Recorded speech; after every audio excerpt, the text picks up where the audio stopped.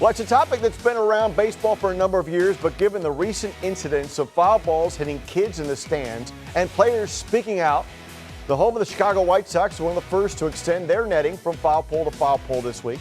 The reactions have been mixed. Matt Melzak, one of the voices of the Toledo Mud Hens and the voice of hockey in Toledo, with his reaction to what will most likely be a major and minor league upgrade in safety throughout. I mean, is this, for major and minor league, is this just an inevitability that at some point it's just going to have to go from, foul pole to foul pole? I think it's going to have to. And I think the height is proper because most of the time you're seeing foul balls that go over the netting are usually high enough that it takes a lot of the impact off of them. But I think what they've got to find a way to eliminate is those line drives.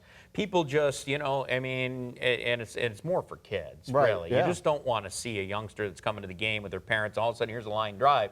Parents might be paying attention, might not be. Right. And you get hit. You don't want to see that kind of an incident. And, obviously hockey started it when they put the netting up, around the ends because of an incident down in Columbus. It forced it. Yeah, exactly. Forced them to have to do something in the areas where, pucks are shot the hardest and, where they could land in the stands and really hurt somebody. I think it's still the same in baseball. Even the line shots that we're seeing down the lines, they're still coming in at such velocity. I mean, these guys, everything's over 100 miles per hour off of the bat. I mean, the way these guys can hit the baseball now, the pitchers are throwing near 100. The velocity is coming in there into the stand so quickly. I mean, come on. We've all sat behind the netting before. Right. It's fine to do so. Yes. It doesn't take away your vision out of the game. So if that's the case, I think Major League Baseball, Minor League Baseball, they need to get after it and say, you know what, we're going to extend the netting down.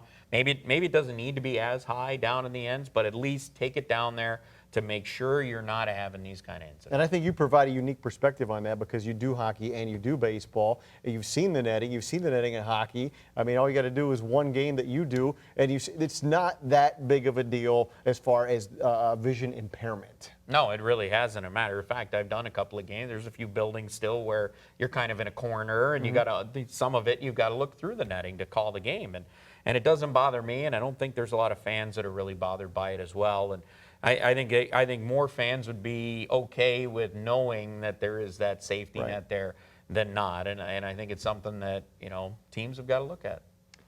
He is a wise man and full of wisdom. Is that what your wife would say? She would say I'm there.